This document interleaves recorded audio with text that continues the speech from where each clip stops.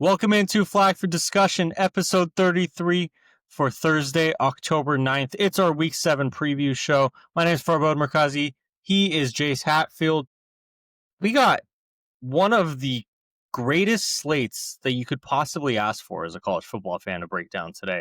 I mean, we had to add 5 games to our picks. This is going to be our biggest picks show of the year. There were just too many games to pick from, so we just said, screw it. Why not just double the amount of games we pick every week?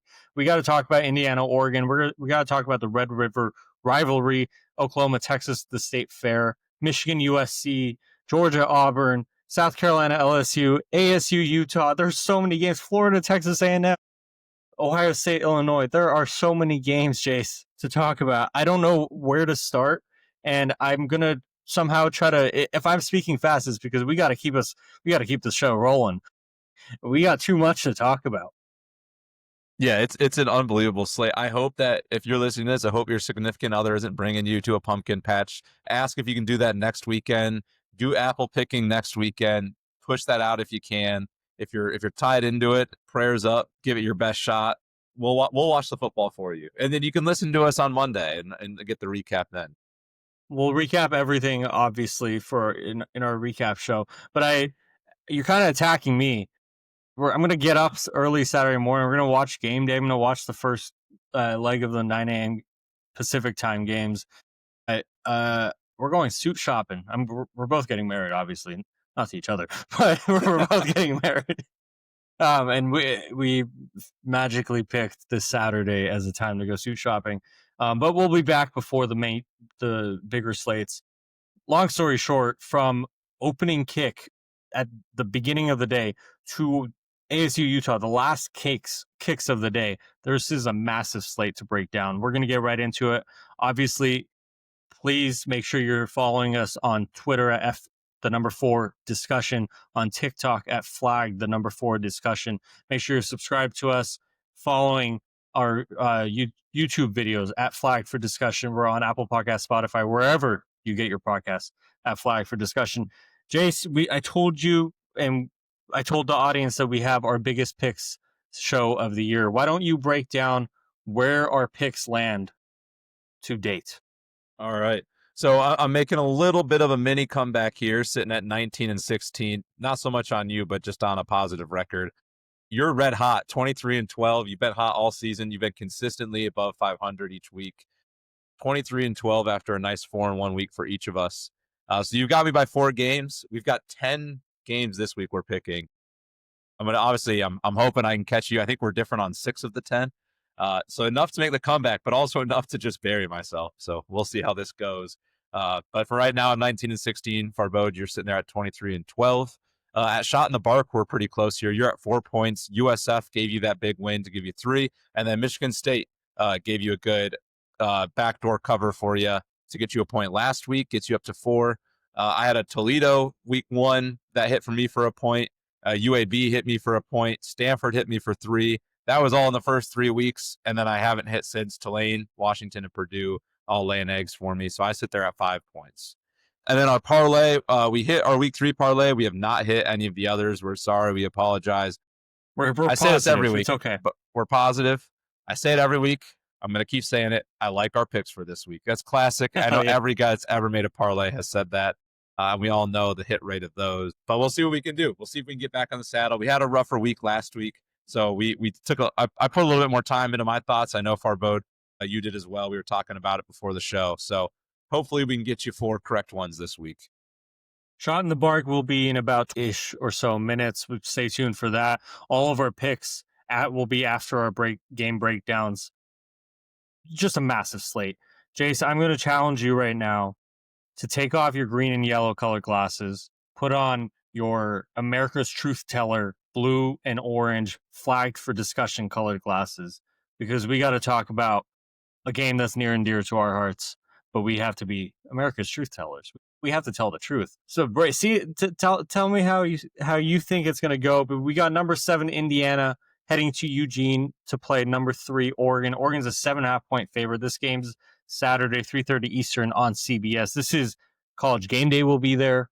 This is a battle of Coach Signetti versus Dan Lanning. This is a battle of Fernando Mendoza versus Dante Moore, even though those quarterbacks aren't going to be on the same field at the same time. This is a battle of Oregon's young and vaunted defense against an offense that's extremely efficient and explosive in Indiana. This is a battle of Indiana's defense that really has held a lot of opponents to very little against Oregon's offense that I forget what the exact stat is, but they've been the epitome of balance. I think they've had like 174 pass attempts and 174 rush attempts, or somewhere in that region of what they're trying to seek balance wise. Breaking down this game, there's a lot on both sides. Where do you start? I'll start with what I think is the biggest mismatch of this game.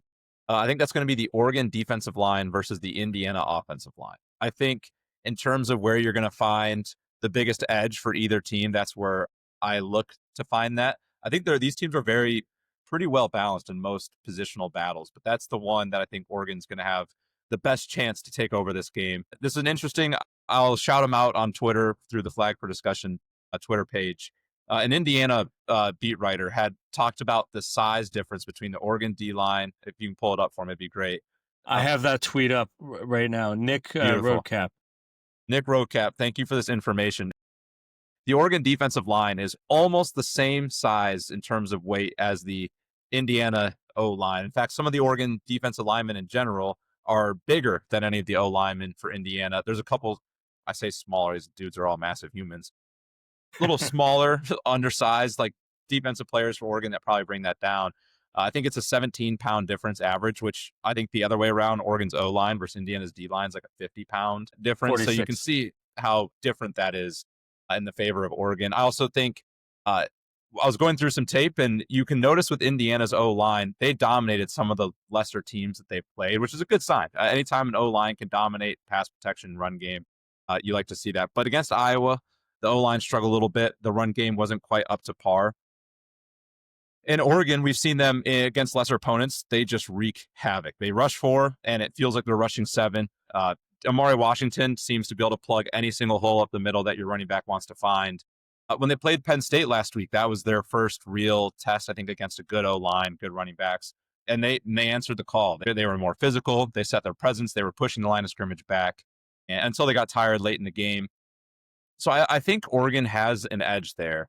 But the reason why this is not so clear and obvious, this is going to be a big deal in this game, is because Indiana has the style of offense. It's the quick passes, the RPOs, it's the screens. It gets the ball out quickly. You don't need a dominant O-line to get the ball out fast. In fact, it almost helps you sometimes. Think of if you're playing Madden, right? And you run a screen play and all the D linemen run back. It gives your running back room to go. When you're doing an RPO style offense, sometimes letting those D linemen get deep into your backfield opens up an underneath slant, opens up a bubble screen, or it can even open up a draw play if your running back can make one D tackle miss, which sure, Oregon D tackles might be big, but as fun as it would be, they're not quite as quick as a running back. You can make one of those guys miss, you have a lot of room to run. So Indiana's offense is set up in a way where their O-line does not need to be that dominant. So that's why this matchup is so intriguing. It's the most lopsided matchup in this game, which that's saying a lot, truthfully, considering how evenly matched these teams are around the field. Can Indiana and Curt Cignetti scheme up an offense that is not predictable, but also takes advantage of, like, hey, look, we might not be better in the trenches here, but let's come up with a scheme. Let's come up with an offense that doesn't need that. They already kind of naturally run it. So that's going to put a lot of pressure on the Oregon young secondary. I won't ramble much more than that because I think that's a whole nother talking point in and of itself, but that's the most intriguing lopsided matchup for me in this game. Yeah, the Indiana's biggest flaw, if you'd like to call it a flaw, is that right guard, right tackle combo. And without getting too X's and O's and everything, they have struggled this year so far, and especially on the road in terms of just communication with Fernando Mendoza. We've seen Indiana fans this week saying, I'm a little worried about how the offense is going to operate on the road at such a hostile environment in Oregon. Indiana beat Illinois at home 63-10. They have the ability to, once they smell blood, go for the kill and just keep their foot on the neck and everything. What they also did was they beat Iowa 20-15. There was a weird last second intentional safety, so 20-13. Iowa has a good defense, sure, but you would assume against a good defense, Indiana would still have the offensive firepower to score a little bit more. But some of those issues on the road have come up and to bite them a little bit. To your point, Fernando, this is from Landon Tangwall, a tweet. We've we've talked about him before on other shows. Really does a really good job breaking down the Big Ten. He said Fernando Mendoza is tied for the quickest time to throw in the Big Ten. On average, he gets the ball out in 2.6 seconds. So if Indiana's offense is on time and on schedule, they're in rhythm, they're getting not second and shorts every time, but second and six to make that third and short. If they're able to stay ahead of the sticks, it's going to be a hard time for the Oregon defense to keep them off the field, which would get the Oregon offense out of rhythm. Dante Moore and that team is going to be on the sideline a lot if this happens. So Oregon has to win early downs. They have to set them back behind the sticks. And that's not just sacks or tackles for loss. This is a lot on the Oregon secondary to clamp down on the really good receivers that Indiana has to make Fernando Mendoza have to think a little bit more, have to wait a beat longer, because Oregon has that uh, what's it called, the disguised blitz, the simulated blitzes that over time you might be able to figure out, but early on the road in such a hostile crowd, if you are behind the six, that's just starts snowballing on you. Real quick, before we break down more of the actual game, this is also the game that Indiana needs to win to well the same like criticisms they got last year. So last year they were really good. They had a fantastic record, made the playoffs, but they didn't really play anybody. And everyone kept saying that. It was like the second they play a good team or a physical team, they're going to get beat. And that's what happened. That last year, that's what happened. This year, they're looking even better. I'm wondering, though, at this point, I think Indiana is much better than last year's team. I think even Fernando Mendoza is a step up from Curtis Rourke, who had a great year last year. Where is Indiana in that progression of being able to stay in it with really good teams? Because I think Cignetti's a great coach. They have really great players. Oregon, though, has elite players, and Oregon has elite depth. Dan Lanning, just by the nature of being there for 2 more years than Cignetti's been at Indiana, he's been able to like compile more depth, more elite players. This is still Cignetti's building process. So that's my like conundrum when I'm looking at this game is they both have a really good team. They both have a really good staff. Oregon's at home, which is a huge advantage, but one team is just that much deeper. Yeah, I would agree. And I do think Curt Cignetti is on the path of building a program just like what Dan Lanning's had at Oregon. Obviously, Cignetti's only going into his second year at Indiana, so it's going to take a little bit more time to build that. What he's done with the talent that was already there and then what he brought from JMU is mightily impressive. And there's no doubt that Indiana is one of the more well-coached teams in the country. I think they have one of the better schemes offensively and defensively in the country. I think they utilize their talent as well as anybody in the country. I mean, they've gotten the most out of Eli Surratt. They've gotten the most out of Amar Cooper. They've gotten the most out of EJ Williams. They make the most out of all the talent that they have. I think Curtis Rourke last year in that Notre Dame game, you kind of saw that he was a one-read pony. He was going to make that first read. He was going to make that throw. And if that throw is open, that's going to be a big play. And if it wasn't, the play was a shot. And I think once Notre Dame figured that out, they just kept taking away that first, whatever the bubble read. They took away the running back and the RPOs, the bubble read or whatever it was. And Indiana didn't really have an answer. Fernando Mendoza's step up from that. He's an NFL caliber quarterback. And the evidence that you mentioned with him getting the ball out in under 3 seconds, that's very impressive. That's NFL level football to play. And he's not doing it by just force feeding one wide receiver, right? He's spreading the football around. He's able to make one quick read and then to get it out to the second read if it's not there. That adds an element to your offense that I think helps you compete in bigger games. You know, let's say Oregon wants to take away the run game and then take away his first read. Mendoza has the ability to get to the second one. Between Eli Surratt and Omar Cooper and EJ Williams, those are big physical wide receivers. None of those guys are guys you want one-on-one with a young. Oregon secondary is young.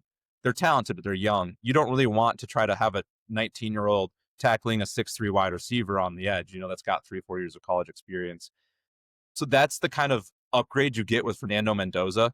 And that is going to be, I think, a big challenge for Oregon is, yes, watch your Curtis Rourke tape. Yes, figure out how Indiana played a physical team last year. But I wouldn't take that as set in stone because I do think this is it's going to be the similar scheme and a similar offense, but I do think it's going to be upgraded just a little bit with the upgrade to Mendoza. And I mean, NFL teams are loving Mendoza so much that we're seeing his name getting thrown out there as a first round quarterback, as potentially QB1 in this class, also a fun conversation. Is this is like a battle of QB1s. I'll change the subject here. I think I've gone enough on the wide receiver scenario. You've got Mendoza and you've got Dante Moore. You've got two what are probably going to be quarterbacks playing on Sundays, two potential first quarterbacks off the board when they come out of school. Does this game, do you think they think that way going into this game, like trying to outduel the other one? Or is it just, I'm going to stay in my lane, focus, execute my game plan? I don't think, to be honest, knowing the way Dan Lanning operates his team, and like if you listen to Dante Moore's press conference yesterday, you could have convinced me that they're just so laser focused, it doesn't matter, and everything will, because they'll say the coach speak, everything will take care of itself if we take care of what we need to. All the awards and shiny objects will show up at the end of the year, but that won't matter if we don't take care of what we need to. The coach speak is there. I think realistically, what Ty Simpson jumped to being the number one, highest odds to win the Heisman this past weekend after his performance, rightfully so. I think the winner of this game, the quarterback of this game, of the winner, will jump up to number one at the end of this game, because I think that's what it's going to take to win this game. If you're on either side, you're going to have either mistake free or mistake limiting mistakes from your quarterback and a couple of big plays. Everyone's going to be watching this game. This is a massive game for both sides. This is Indiana's game to prove that they are a legit contender, not just beating up on teams that are worse than them. And this is Oregon's game to continue proving that what Dan Lanning mentioned day one of Big Ten Media Days. Our theme this year is double down, and they're looking to keep doubling down on what they have been and what they were last year, and keep doubling down week after week. So there's a lot riding on this game, and ironically, for either team, this isn't a season ender because they're both undefeated. They don't have any losses in the Big Ten either. So whether or not either team wins this game or loses this game, they still control their destiny in the Big Ten for the rest of the season. They still can make the playoff. With that said, I think Oregon looks ahead at the schedule, and yes, they have USC. Yes, they have Wisconsin, who hasn't looked great this year. Almost beat them last year in Madison. Yes, they have Washington on the road. That's always tough. But at the same time, Oregon's looking at this game and saying, all right, we can, if we win this game, not that we're going to go on cruise control, but we're going to do what Ohio State's doing the first 6 weeks of the year, kind of just developing more as a team, playing Oregon versus Oregon, knowing that we have enough if we come out with our hair on fire to win every week, so we can test our guys up for the entire season and get them ready for the playoff too. It might be early to even say that, but like Oregon's schedule for the rest of the year isn't as daunting as, let's say, Indiana's, or any, like, name your SEC crazy scheduled team here. That's one of the implications here for me. Yeah, I'll even take it a step further and say, I think these teams are going to be a lot looser than the fans expect. As I have a buddy of mine here in Chicago who's an Indiana fan, and we were talking a little bit about the game. It's interesting because when you, as a fan, your team has a bye week, and both Indiana and Oregon are coming off a bye, so both fan bases share this feeling. When you're on a bye week or you're going into a bye week and you have a really anticipated game down the road, so 2 weeks out, it really does suck as a fan, like waiting 2 weeks for that highly anticipated game, because you feel the buildup for, usually the buildup to the week you're on bye, you feel that buildup, just the excitement of college football. And then you kind of, it's kind of like a tease. Nothing happens. Your team doesn't play. You still have the buildup again. And the 2 weeks of a buildup to an anticipated game, it creates a lot of, like, the butterflies, the little bit of anxiousness, one day you sold yourself you're going to lose, and the next day you sold yourself you're going to win, and you do it all over again the next week. And when you sit there for 14 days as a fan, you get kind of tight, you get kind of anxious, antsy about the game. But I really think these two teams are going to play really loose. And to the point that you made, both of them have pretty easy schedules after this game. Indiana, they get Michigan State, UCLA, both at home. I think they'll both win those games. At Maryland, not a bad football team, but certainly not quite to the standard of Indiana. And then you get at Penn State. That's going to be their circled game. Then you get Wisconsin and Purdue. They probably feel good about that. Similar to Oregon, you kind of have some games you're going to be very favored in. You should win. You'll get USC and you'll get Washington to end the year. I don't think either of these teams see a loss and think, oh no, my season's done. Or oh no, like Cignetti and Dan Lanning, they can lose this game. And I don't think their image is tarnished the way James Franklin was, when he lost to Oregon. This is a survivable loss for both teams in terms of the image of the coach and the team, in terms of what it means for their Big Ten race and their Big Ten hopes, and what it means for the playoff. I think both teams know that this is not a must-win game. Yes, there's implications. Yes, Indiana wants to prove that they're more than just Indiana, and that they're a true powerhouse to be afraid of. Dan Lanning wants to double down. There's motivation, and these are great coaches. They're going to find avenues to motivate their players. But I do think, in a good way for both these teams, you're going to see a little bit more loose football. And I think it's going to lead to a little bit more well-coordinated offenses. I think both these quarterbacks in the back of their head, at least to some degree, know that, hey, if I win this game, if I ball out, I'm Heisman favorite. I'm QB1 of a top 5 team in the country. I'm probably going to be the talked about guy for the next year's draft if I decide to go, I guess, in Dante Moore's case. I think these teams are going to ball out this week. And not that these defenses aren't good or that they can't be good, but off of a bye week, you know what you have moving forward. I'm excited for this game because as a fan, I'm nervous. I'm antsy. I've been waiting for 2 weeks. I think these players are going to be way more loose than I am going to this game. And I think as an Oregon fan, it's a little refreshing after seeing how tight that first half in the Penn State game was. You could just feel it. You could feel the tension. You could see it. Indiana fans, I've been waiting for another chance to prove themselves. They kind of got one against Illinois, but it's Illinois. This is the real, okay, we've got a real tried and true test. They want to see where they stacked up. Their fans are antsy. But I think these teams don't share that antsy feeling that we do as fans, which kind of makes it fun. I hope we get a high-powered game. Yeah, I think game script wise and talking about the game itself, I think the game doesn't start until both teams finish their first scripted drive. Realistically, I expect it to be 7-7, 7-3 after one drive each. What I expect to happen is over time, the Oregon defense will make more plays than the Indiana defense will on Oregon's offense. I think Oregon is just that much more talented than Indiana, and that's how they'll pull away. I think in saying that, I'm not saying this is going to be a blowout. I just think this is a game where, 2 weeks ago, and this is where we'll put our green and yellow glasses on for a second. Entering the Penn State Oregon game, you and I talked about it off pod and on pod that we were strangely calm, because not just because of the implications of the game if Oregon were to lose, but also we were strangely calm about we weren't that worried about Oregon losing. Obviously, it was a lot closer than we expected at the end. There were very good chances for Oregon losing, but they didn't. We were calm. I'm not feeling calm about this game against Indiana because I know Indiana has that killer instinct.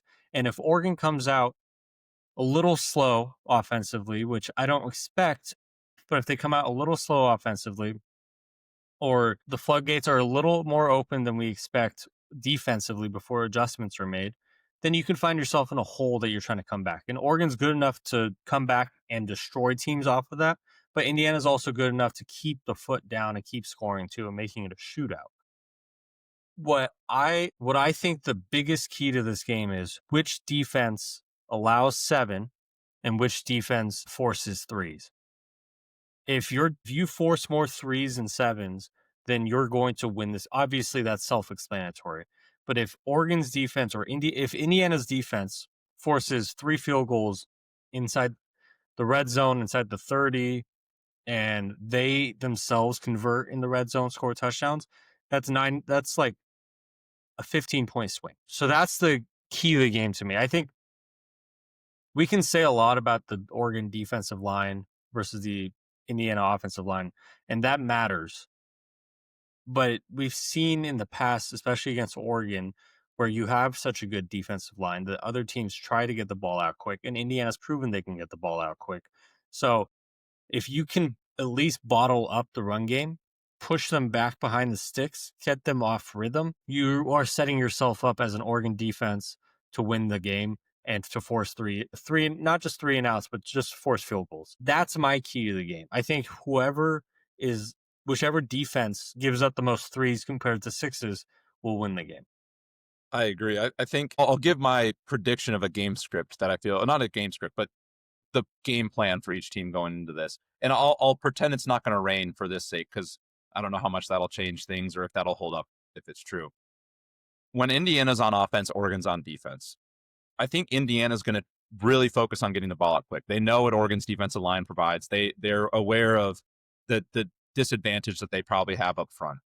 They're going to get the ball out quick. And I think from Oregon's standpoint, when you have a really young secondary that's really good in coverage, you're going to want to put those guys in ability to succeed downfield in coverage. But Indiana's going to force those young receivers to come up and make plays. And by plays, I mean tackles. Not just can you cover a guy, but can you tackle a guy? Because they're going to be quick screens, quick passes, not so much about the coverage ability of Oregon's DBs, but about the tackling ability. Oregon's DBs, very athletic, very sticky, great in coverage. We haven't had to see them really tackle this year much at all. So this will be a big test. I think because of that, Oregon's defense coordinator Tosh Lupoy is going to put them maybe sag off a little bit, give them a chance to actually like corral Indiana's wide receivers, which is going to put Indiana in a scenario where I bet you're going to see a lot of pass attempts. You're going to see a lot of completions. You're going to see a lot of yards. I think where things are going to get hard for Indiana's offense is in that red zone. So to your point exactly, who's going to get 3 and who's going to get 6? Once the field gets convoluted and Oregon's DBs are forced to play up, that's when I think the game completely changes. And it's now can Indiana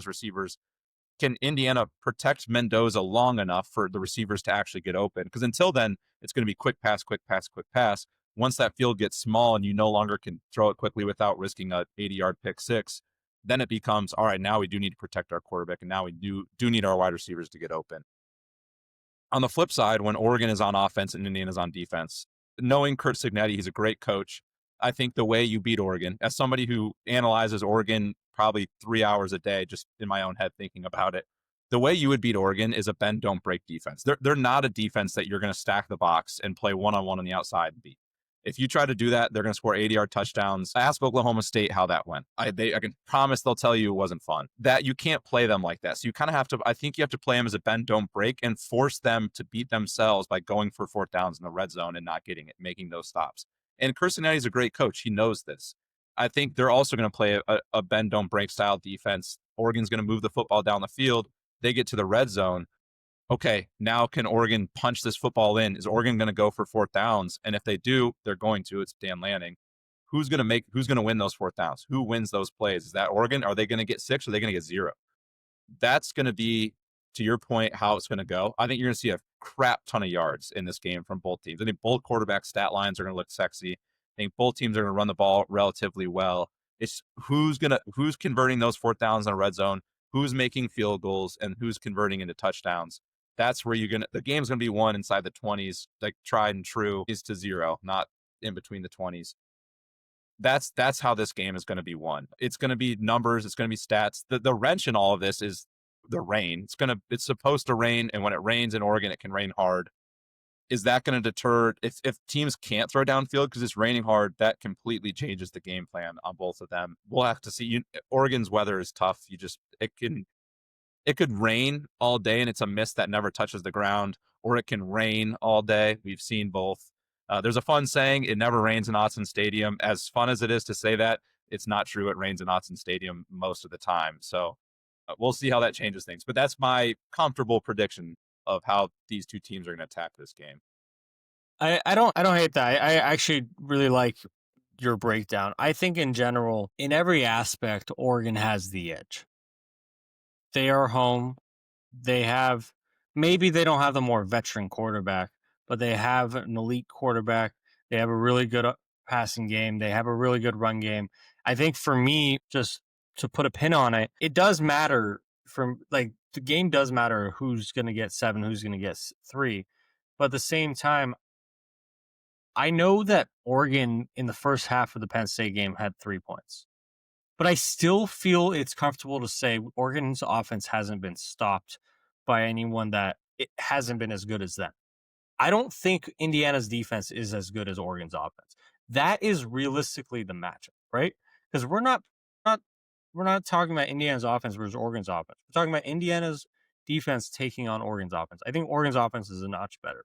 And I do see a world where Indiana scores points and it stays in the game, but the crowd noise plus Oregon's defense rising to the occasion the way they did against Penn State, that Oregon does pull away early. The thing you're scared about is the reverse happens.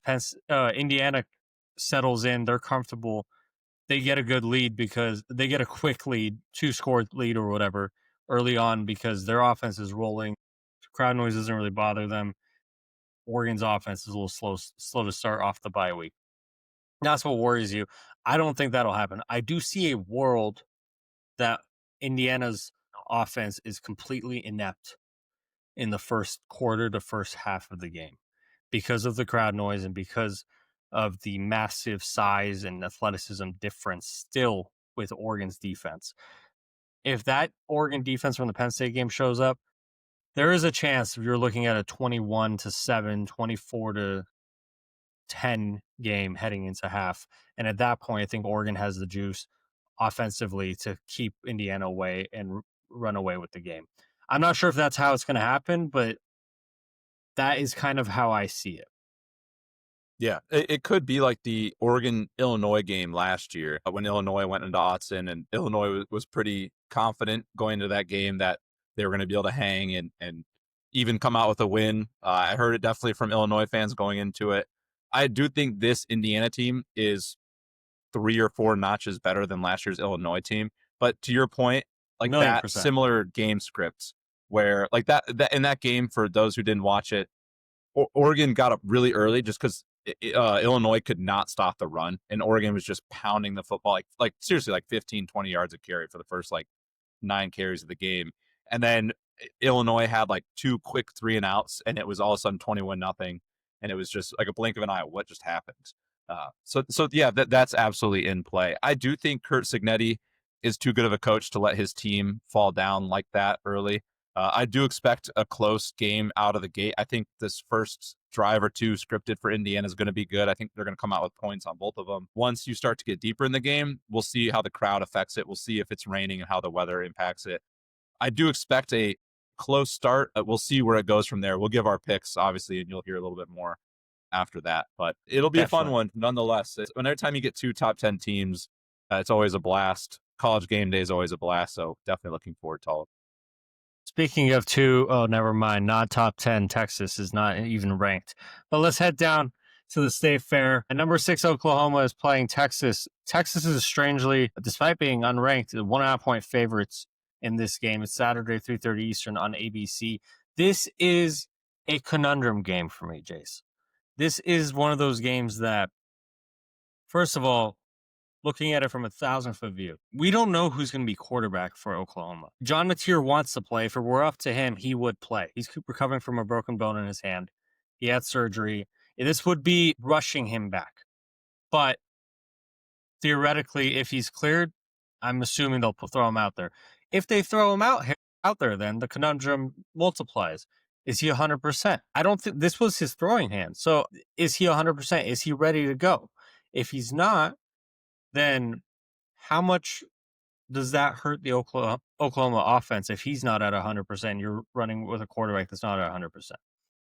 All right, let's say John Mateer is not healthy. Then you have Mikey Hawkins. Mikey Hawkins, I know they beat Kent State 44-0 last week.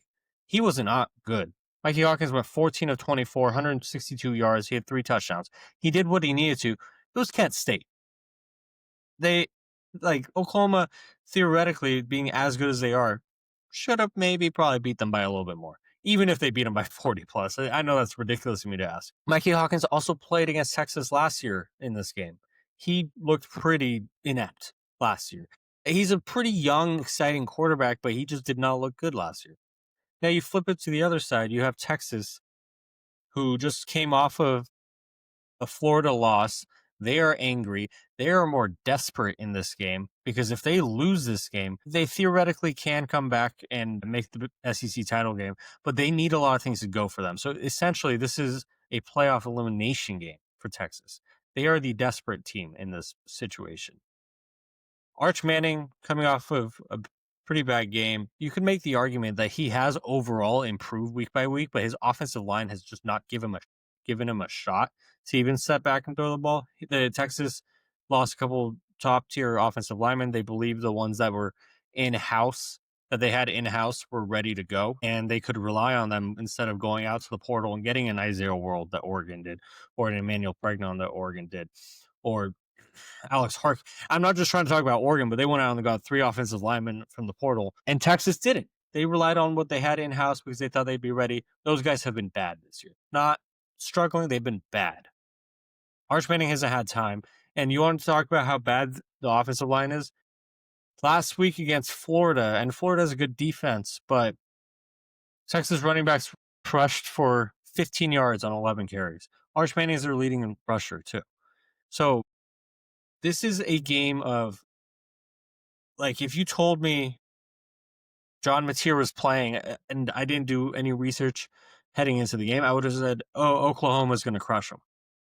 With that said, I think there's value in how Texas is coming into this. And I know I'm rambling to start, and I haven't even given you a chance, but there's value in understanding how Texas is coming into this as Josh Pay calls them wounded animal. Like, they are coming in to this game off of a major loss. They are desperate for a win. They haven't beaten a Power 4 team yet. Oklahoma can't run the ball either. We don't know who their quarterback's going to be, but they both have elite defenses.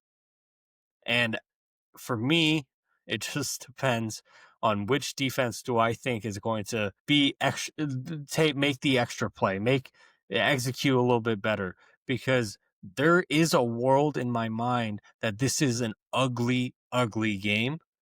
There's a world in my mind where Oklahoma comfortably wins this game, not by 40, but like 21-10. And there is a world in my mind that Texas wins this game 24-14.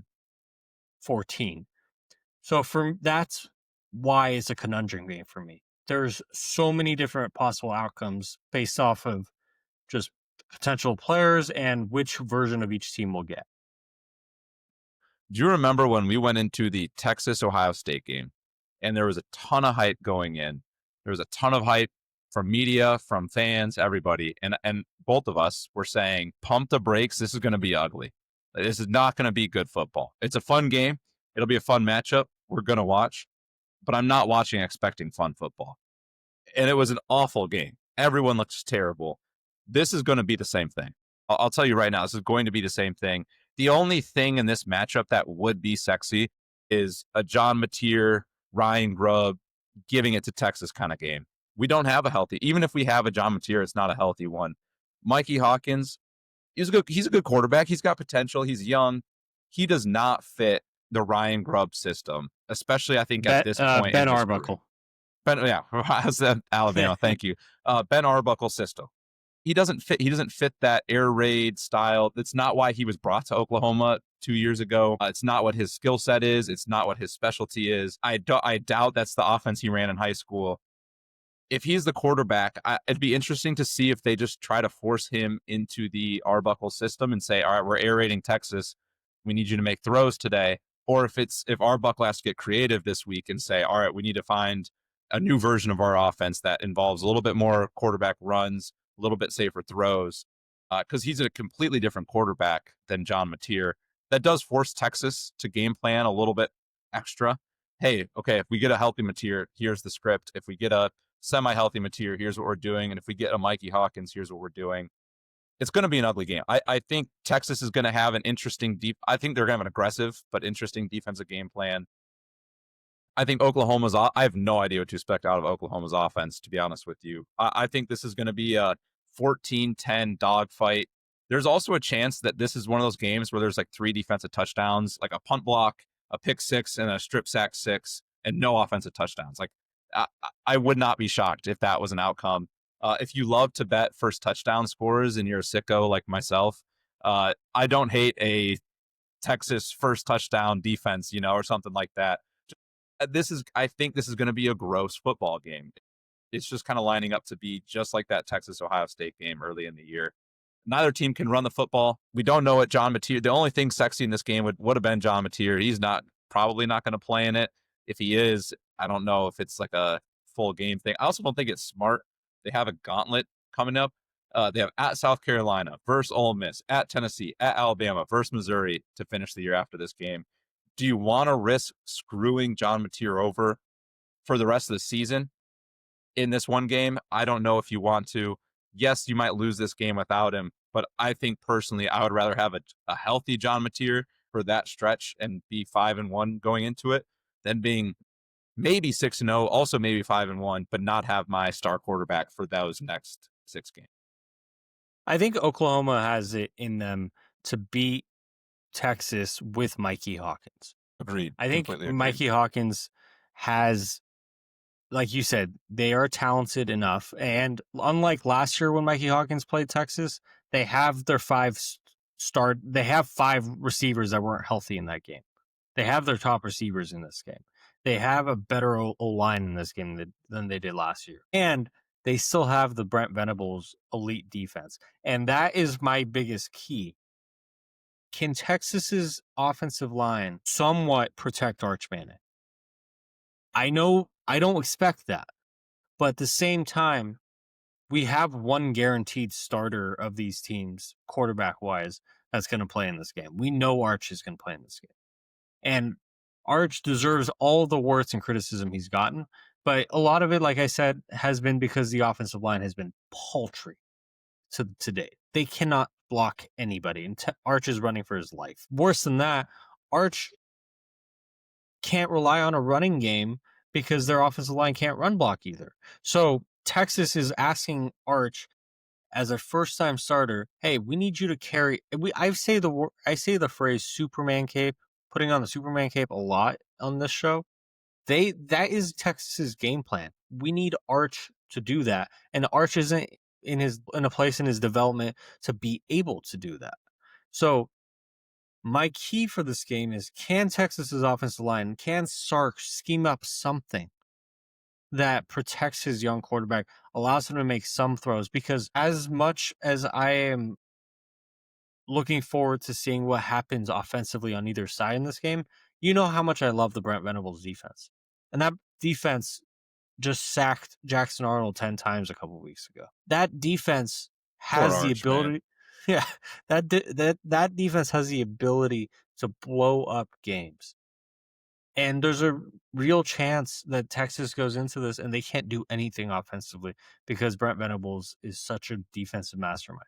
There is also a chance for me that Texas's defense is also just as good and they beat down Mikey Hawkins. I want to even take out the possibility that John Mateer will be 100%.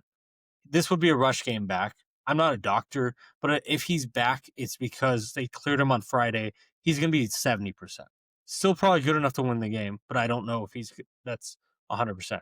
So you have Texas's defense that's elite. You have Texas defensive coaches that are really great defensive coaches. But they're going to try to make it as hard as possible.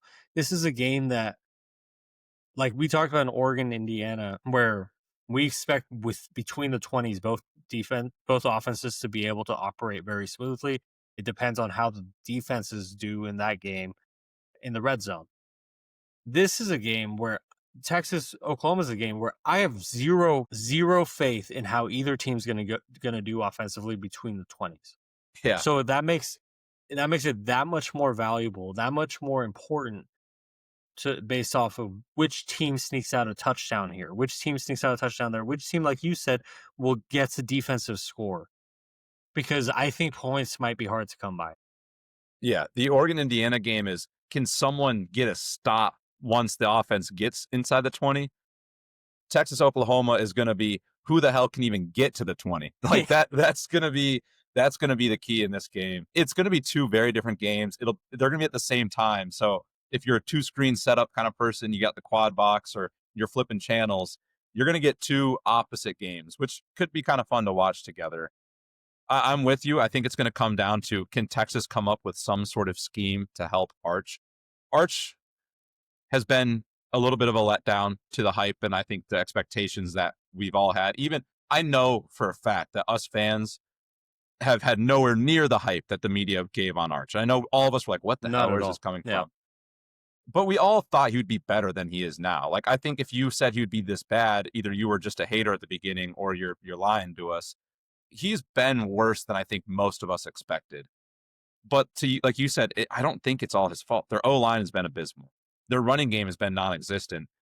You cannot go into a Brent Venables, Oklahoma, number 6 team in the country game and say, okay, well, we can't run the ball, we can't protect our quarterback. Let's go win this game. Arch, not only put on the cape, put on the Iron Man suit, and can you turn into Hulk too? Like, what? Like, can you get Thor's hammer also, please? Like, you can't do that to Arch Manning in this game. He's going to get killed if you let him out there to dry. They're going to have to get creative. They have a lot of backs. They have CJ Baxter, who's looks really talented on paper, looks like he can be a superstar. You have Quintavion Wiesner, looks great on paper, looks like he can be a superstar. The offensive line hasn't created running lanes for either of them, and the offensive scheme hasn't put those guys in scenarios to be in space, to get downhill. They've got to figure something out. And this is a game, if they figure it out, they can probably eke out 20, 24 points, which I think is going to be plenty to win this game. If you don't, and you can only get to 10, 13, I don't know if that's enough to win this game. And my final statement here on this game is going to be, I do think it's a defensive touchdown or two, or a special teams punt block kind of touchdown or two, that's going to come out with a win in a very low scoring. Vegas has this over and under at 42.5. So it's expecting like a 17 to 14 type of game, maybe a 24 to 20 kind of game, if that goes over. Vegas is expecting what we are. This is going to be a defensive fight. And I'm not sure. We'll get to our picks, but I'm not sure. Like, would I rather take the quarterback that I know has started and has done well this year, or the quarterback that I've seen come in spot starts and hasn't done as well against P4 competition? Oklahoma has beaten some P4 teams, but they haven't looked the greatest against them. And they were like, Oklahoma was one of you and I's favorite teams going into the year, because we knew John Mateer and that offense were going to be fun to watch, and we knew that defense is always good under Brent. So that is the question of, like, is Arch going to have the time to throw at least a little bit, make a few plays? Because if so, then Texas has a legit shot in this game. But if Arch isn't going to have a shot, then it's up in the air, man. At that point, I don't even know. Let's get into our shots in the bark. I'll start. Obviously, shot in the bark. Every week, Jason and I pick 2 teams. I have one team each. They have to be an 8.5 point or greater underdog in their game. If they cover, we'll get a point from picking that team. If they win outright, we'll get 2 points on top of that, so 3 total. So going into this week, I have 4 points. I had USF winning outright against Florida, and I had Michigan State covering against Nebraska last week. So that's 4 points. Ace has 5 points. Hey, I forget exactly who you've had, but you were on a roll for a while. I started the year off 3 for 3 in terms of at least covering. I had Toledo week 1 gave me a point. UAB week 2 gave me a point. Stanford got me a big win to send me to 5, but I've been on a cold streak since then. I like my pick to get me back on track. Me too. I got my MBA from this school, so I've never set foot on their campus. But Rock Chalk, I'm going to take Kansas plus 14.5 at Texas Tech. This is a game that, like, you and I love Texas Tech. We know how great that team is, and we saw how much of a beatdown they can put on a team, especially on the road at Houston last week. With that said, I got to rely on my guys, Lance Leipold, Jalen Daniels. Let's keep that game close and under 3 scores. I think Kansas has it in them to keep it under 3 scores. Yeah, they're a team that can score, so that bodes well for trying to, at the very least, even if you're down, making a comeback. For my shot in the bark this week, I went with South Carolina plus 9.5 at LSU. I think in terms of talent, I don't think LSU is 2 scores more talented than South Carolina, especially when you factor in. I trust 2 scores better than anybody. That's a good question. There's some teams I think. But when it comes to it, I trust Lenore Sellers more than I trust Garrett Nussmeier. I trust Shane Beamer more than I trust Brian Kelly. I also think LSU, until this is like, maybe we have our mottos we need to get on hats. One of mine is you can't win in the SEC without a run game. Until LSU figures out some semblance of a run game, I think they're going to struggle to put away teams if they get up. I think they are very viable to backdoor covers and comebacks because they can't really run the ball. And even just getting leads is tough in the SEC if you can't run the football. Yeah. South Carolina hasn't been great at running the football either. At least Lenore Sellers can do it. We're talking about Superman capes. I'm kind of thinking this could be a Lenore Sellers. He's been a little quiet this year. This could be a Superman cape game for him where he goes nuts. And they go get a big win on the road at LSU. Can I share? I had 2 honorable mentions we'll talk about later, but Do it. I want to share them. First one I had was North Carolina State versus Notre Dame. I think it's like 23.5. That Right. just, no knock to Notre Dame. That's just a ton of points for a pretty solid North Carolina State squad. Mm-hmm. Similar to like Kansas. Like that's a team that can score, North Carolina State. You're pretty viable to covers like in games when you can score points. Even if it's a backdoor cover, that's a cover. If you can score points, teams can do that. And then the other one was UCLA going in to play Michigan State 8.5. I couldn't pick against the Spartans out of love for friends and family. We just saw UCLA, new coaches. We saw what they did with Penn State. I think there's some fire and electricity that building hasn't seen since Dorian Thompson-Robinson, if then even. Sometimes you play better that way, and Michigan State just doesn't seem like a team that's going to put people away. They just don't. They haven't covered a spread yet this year. They don't seem like, except for Nebraska, which you sniped out well. But even that was because that's the opposite direction. They're favored in this game. Didn't want to pick them. Didn't want to go against my Spartans. I almost wish we picked the LSU South Carolina game as a topic, but we have it in our pick segment so we can break it down more. I don't know who told the world that LSU is good enough to win by 10 against any SEC opponent this year, because we haven't seen that offense be able to do that. And when they have scored points, they've scored it on Ole Miss, who's a good team.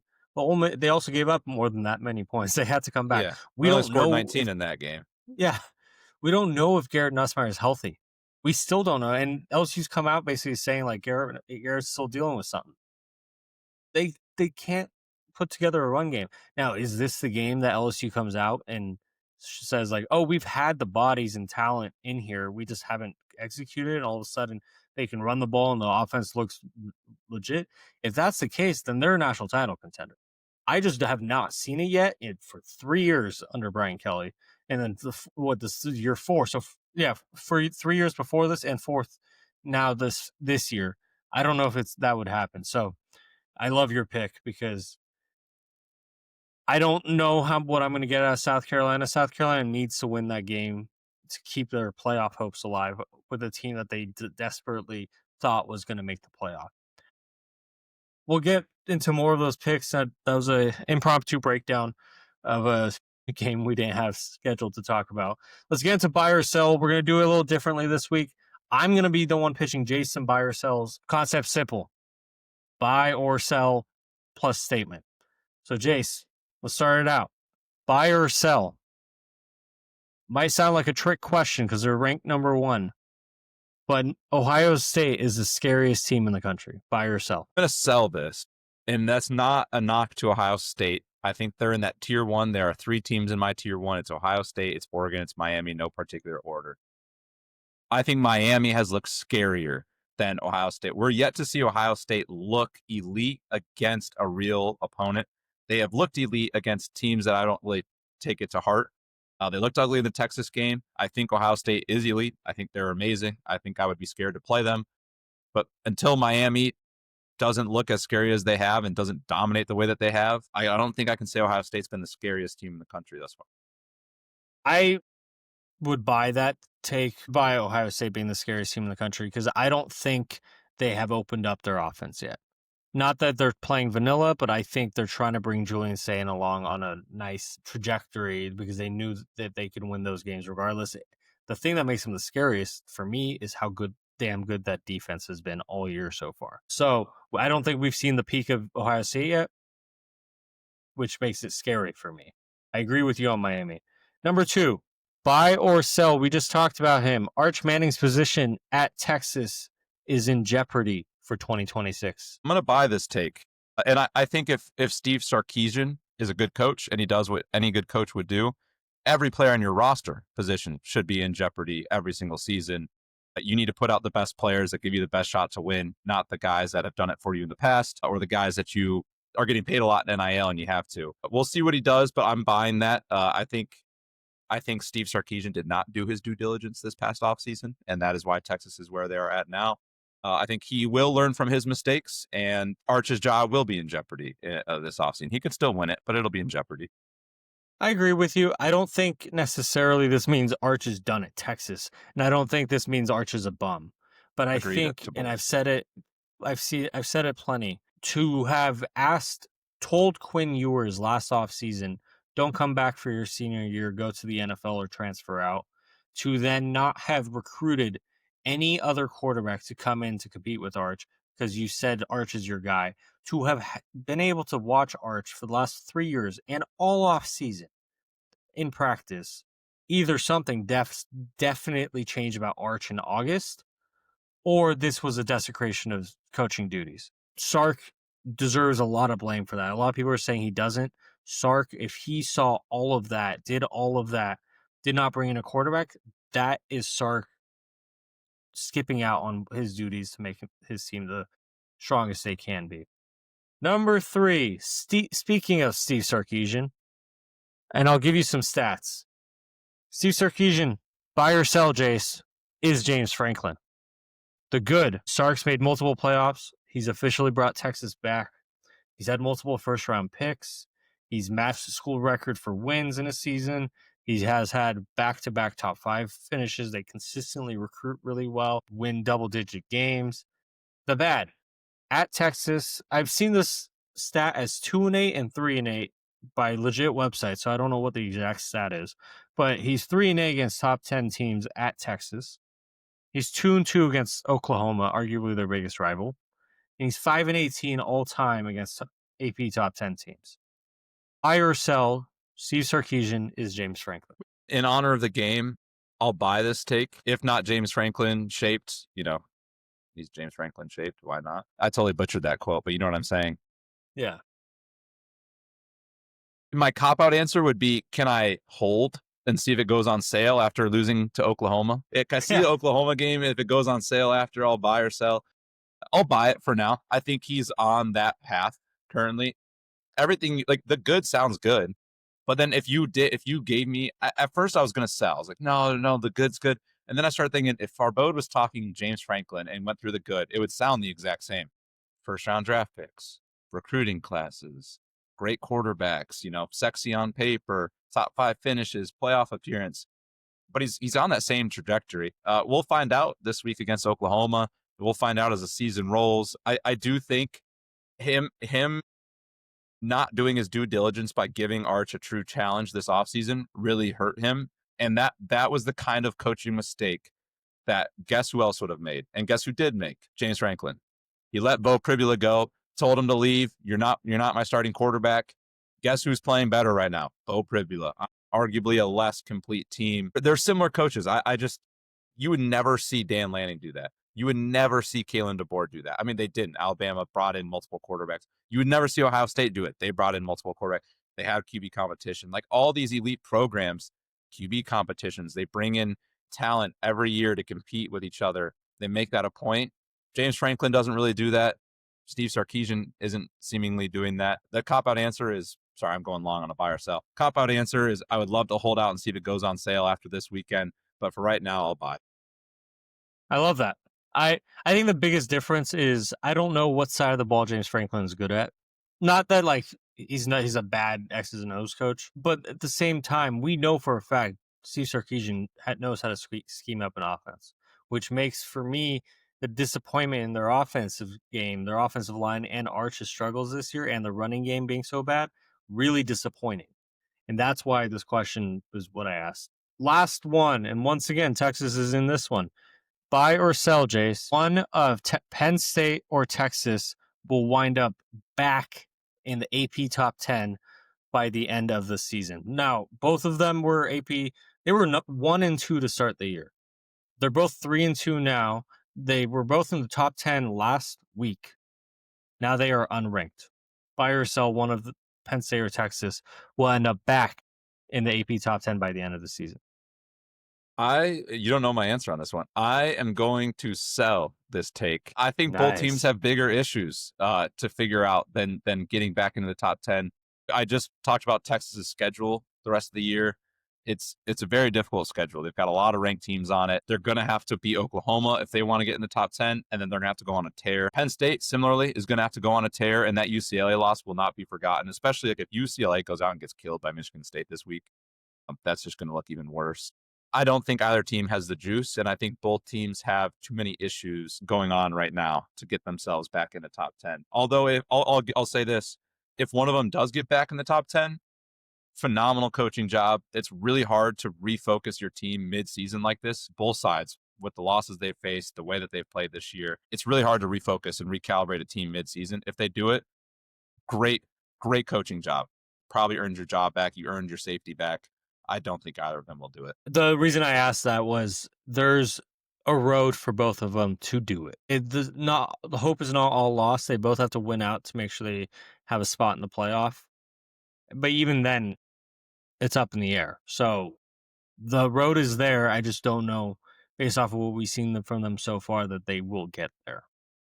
All right. We've teased it at the beginning of the show. We've talked about it so far. We have our biggest pick segment of Flag for Discussion history. We have 10 games. This gives Jace a chance to either come back in the standings against me or fall further and further behind. We're going to start out with our number 1 game. Number 7, Indiana heads to Eugene to play number 3, Oregon. Oregon is a 7.5 point favorite. We're picking against the spread, as a reminder, as always. Saturday, 3:30 Eastern on CBS. Who you got, Jace? I am going to roll with the Hoosiers. I think the Ducks win. I think the Hoosiers cover. It's supposed to be a rainy day in Eugene, and it looks pretty heavy rain. I think Indiana's got a good enough coaching staff that they're going to keep themselves in this football game. I think the rain favors Indiana in this case.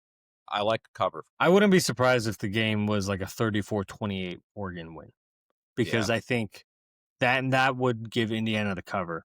With that said, I'm taking Oregon to win and cover in this game. I just genuinely believe that against Penn State, the Oregon defense showed that if they show up buttoned up and ready to go, they can stop anybody. Now, Penn State's offense is nowhere near as buttoned up and as in rhythm and understanding of their identity as Indiana's offense is. Indiana's going to score some points. It's not going to be a 3-3 game at half. I just think Oregon's offense is going to be able to score on Indiana, and eventually Oregon's defense will get the stops that they need to have a 10-point win. So we differ in that pick. Number 6 Oklahoma, Red River rivalry. Number 6 Oklahoma versus unranked Texas. Texas is a 1.5 point favorite. Saturday 3:30 Eastern on ABC. Who you got? I'm going to go with the Longhorns here. Screams for me to take Oklahoma, which makes me think, okay, that's probably means I'm going to be wrong. So let's go with Texas. I do think this is a game where Texas figures it out a little bit, and I do think the lack of John Mateer ends up being the detriment for Oklahoma. And I think we probably see a Colin Simmons, Anthony Hill Jr. Big play touchdown late in the game to go up 13-6 and get a win or something. I don't like that we both agree on this, because I was hoping that this would be a difference maker for me. I'm picking Texas to win and cover as well. I think in general, whether it's a John Mateer's 70% health that they relied so much on to run the ball as part of their running game, or it's Mikey Hawkins, I think both defenses are going to make it ugly. It's going to be a defensive touchdown or a field goal to win the game, and I think Texas is going to eventually make 1 or 2 more plays than Oklahoma to do it. The game we haven't broken down yet, so if you want to give me a few takes, feel free. Number 15, Michigan heads to USC. USC's a 2.5 point dog, Saturday, 7:30 Eastern on NBC. I thought the line was wrong. I thought Michigan would be favored in this game, so I'm a little surprised, but at the same time, who do you have in this? USC's favored by 2.5. I'm going to go with the Trojans. I think they come out in a pretty close game. I feel like just a little bit of a take on the game here. Anytime you get 2 big historical programs like this, immediately fun. Immediately sign me up. I want to watch this. It's going to be awesome. I just think USC has a more well-rounded, polished offense, and Michigan going across the country. They're good on paper. They win football games, but they don't win sexy. They don't look sexy. They don't look like a team that's going to blow you out or blow you away if you're a good team. I also don't trust that they haven't really let Bryce Underwood throw, and when he hasn't looked great. He did against Oklahoma. He showed some flashes for sure, but other than that, he hasn't looked great with his arm. And I just think USC's offense, if they get ahead and they're rolling, we've seen USC's offense roll. If they're rolling, I don't think Michigan has the offense to keep up with them. I see a world, and then even if USC's offense isn't rolling, I don't think Michigan's going to be able to score enough to stack up enough points to shut down USC for 4 quarters. I like USC to win like in that 4-7 range. This is the Lincoln Riley referendum game. This is and I'm not making that up. This is how USC fans are seeing it too. USC fans are saying, you've asked us, this is what year 4 for you now. You've asked us to be patient every year. Well, you brought in a really good defensive coordinator last year. It feels like the defense is getting worse and softer. This is a traditional Big Ten power. They're a little weaker right now, but last year, Michigan, you went to Ann Arbor, Michigan put up 290 yards on the ground, even though you, as USC, knew that Michigan wasn't able to complete the forward pass. And Michigan put together a 2-minute drill on the ground to go get down the field and beat you. So if you're Lincoln Riley, I've seen USC fans say they're going to be out on Lincoln if they can't match the physicality of Michigan. With that said, I think Michigan's going to try to put them in a phone booth. I think they're going to try to out physical the crap out of them. It worries me a little bit that Michigan's coming out to the West Coast to try to do this. I'd feel much better if this was in the Big House. But I'm picking Michigan to win. I'm picking Michigan to cover because I think realistically USC should have won against Illinois last week. Their offense was working, and Illinois had Illinois had a couple fumbles that made the game a lot closer, sure. But if we're talking about the last minute drive, USC scored with like a minute 15, minute 20 left. And I remember texting you, USC gave them way too much time. They're going to come back. They're going to win this game. And that's exactly what happened. Now, I think Illinois is a good team. I think Michigan's a stronger defense and they're faster offensively, even if I don't love their skill people. They have the ability to run through you. And that's what they did last year to USC. I expect that to happen again this year. Now, if this is the USC litmus test for him. Yeah. This is the litmus. Yeah, is Lincoln right? And I think it only because this is a 6:30, 6:45 game. If USC fans have to watch. Eastern. Yeah, sorry, I'm sitting here on Central Time like a bozo. Or USC fans have to watch Oregon beat Indiana, let's say handedly, and then they have to play Michigan, and they're getting out physical in that game. I am going immediately to USC boards. I'm immediately going to USC Twitter because there's no way they can watch Dan Lanning go in the same year as Lincoln Riley and turn into a program that they've already become. And if they beat Indiana by out physicaling them, and then USC gets out physical by Michigan, rightfully so, I think it's going to be all hell breaks loose for USC fans, and it'd be kind of fun to watch personally. Now, Michigan, I know we're going too long on this. Michigan doesn't have the offense to come back in a game. So if USC gets a few early scores, that might be wraps. But I just think that Michigan's going to try to put them in a phone booth the way they did against Ohio State last year and against USC. Number 10, Georgia, 3.5-point favorites heading to Auburn. Weird things happen at Jordan-Hare Stadium every year. You never know what's going to happen. Saturday, 7:30 Eastern on ABC. It's going up right against the Michigan USC game at the same time. Who do you have? I'm going with the fade my gut play, and I'm going to go with Auburn here. I saw Georgia 3.5 points off of a home loss to Alabama. 3.5 points. Like, dude, they're going to come out. I guess not off of that was a couple weeks ago, but you know what I mean. This is like their next prove it game. Kentucky was I think they knew they were going to win that one. Going with Auburn. Everything told me to take Georgia. Similar to my take with Oklahoma. I'm like, no, okay. When it's that obvious to me, I'm going to flip and take the other side. I think Auburn's got something to prove. Hugh Freeze off a bye. Jackson Art. Last time they were out, what did you say? 10 sacks. You've got to find something better than that. I think that's got to light a fire under the OC, under the offensive line. Jackson Arnold. I hope that's a lot for a shakeup. I think Georgia might get an Auburn team that is going to play a style of football that Auburn has not played this year. Then that's usually a recipe for unfortunate disaster. Also, it's the three, and if it was 2.5, I think I would take Georgia, but the 3.5 makes me nervous.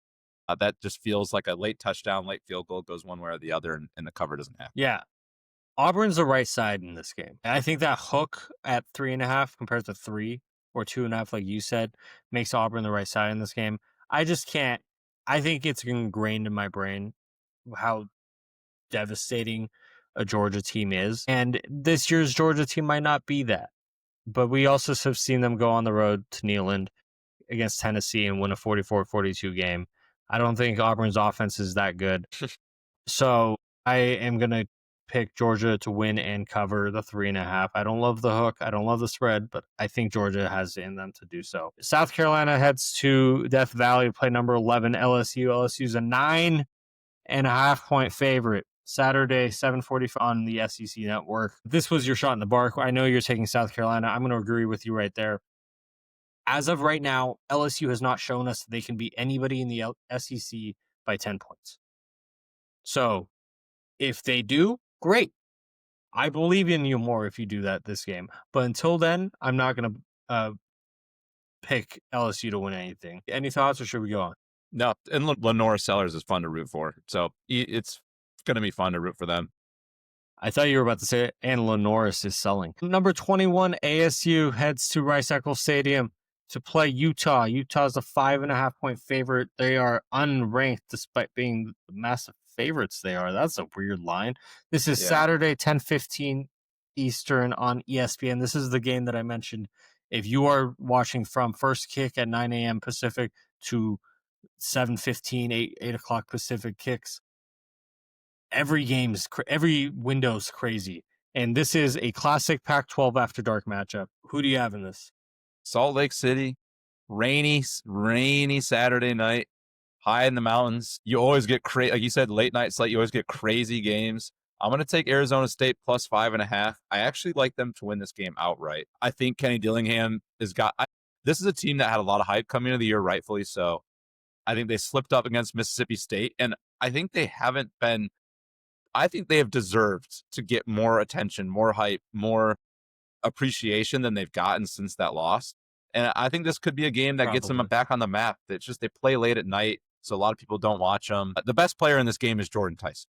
And I think in a late night, we've seen so many late night Pac-12 games where a wide receiver has 300 yards and 3 touchdowns. Not saying that's what he's going to do, but in one of these games, give me the best player. I'm going to roll with him. And 5.5 is a weird point spread. You don't see that. Yeah, that feels like it's expecting Utah to win 30-24 or something. I'm picking Utah to win the game and cover in this game. We're on the opposite sides again. Utah's my Big 12 champ. I'm going to ride with them until I can't anymore. 2 games ago, they lost by a lot to Texas Tech, but it was a lot closer than the scoreboard look until Texas Tech finally got some mistakes and pulled away. They killed West Virginia the week after. I'm expecting somewhere in between. I think it's a physical game. By the way, the over-under is 48.5. I feel like that over's got to hit. What do we say about what do we say about Pac-12 after dark? Yeah. Over. You got to slam. Hey, hit that over right away. All right. A couple more picks. Number 8, Alabama goes to Columbia, Missouri to play Mizzou. Alabama's a 3-point favorite.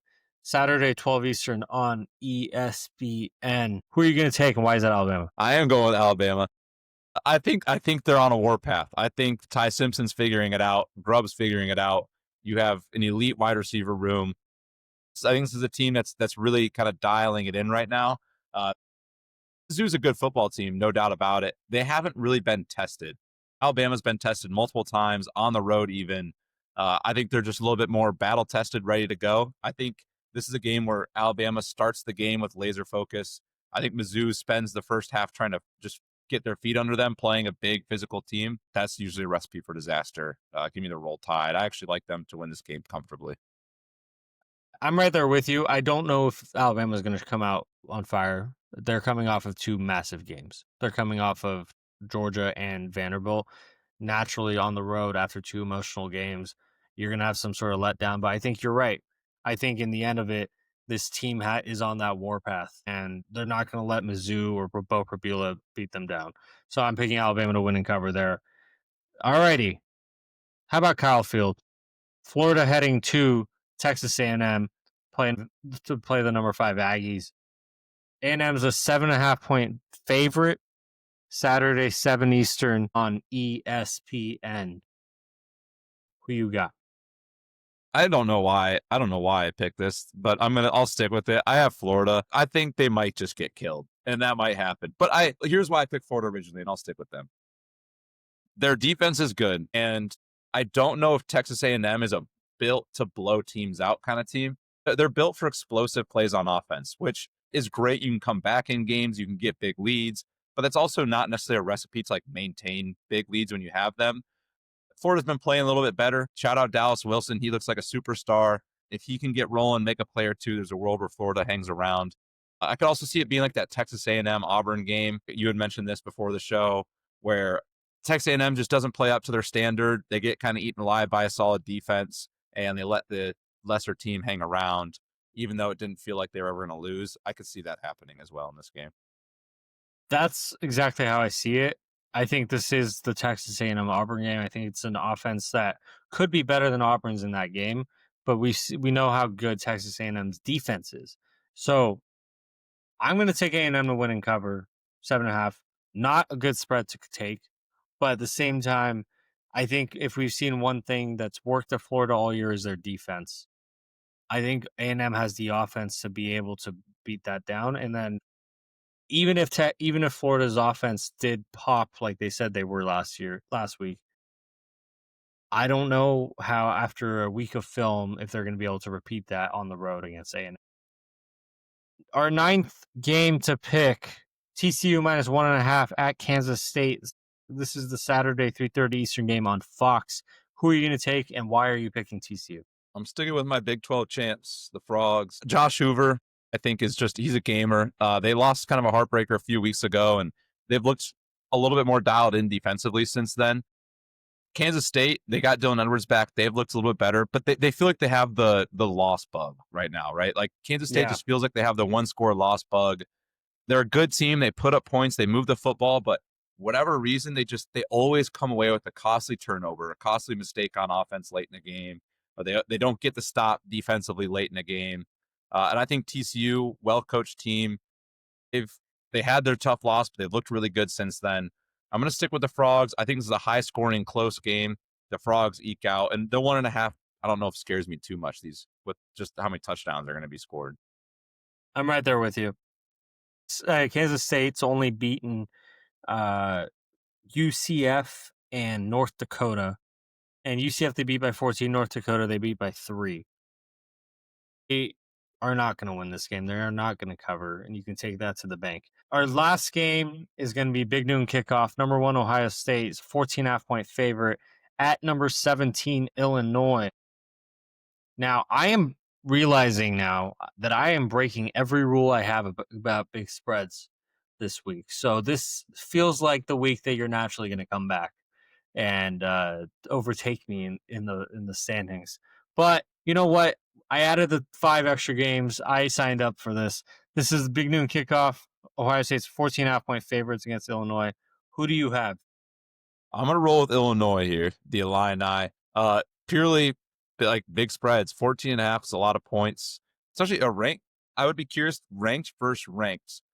Like the road team being favored by 14.5 or more, I would be very curious to see how many times that happens. Not often.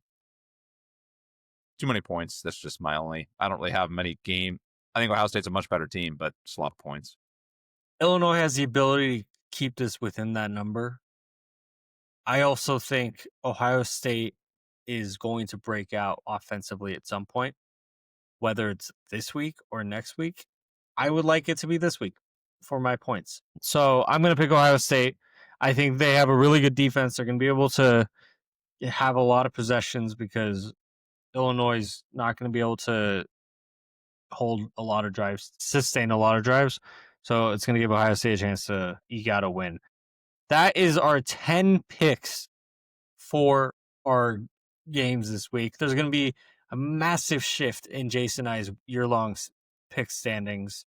So stay tuned for Saturday. Obviously, we'll get into all of it. Jason, why don't you go over our 4-leg flag for discussion 4-legger?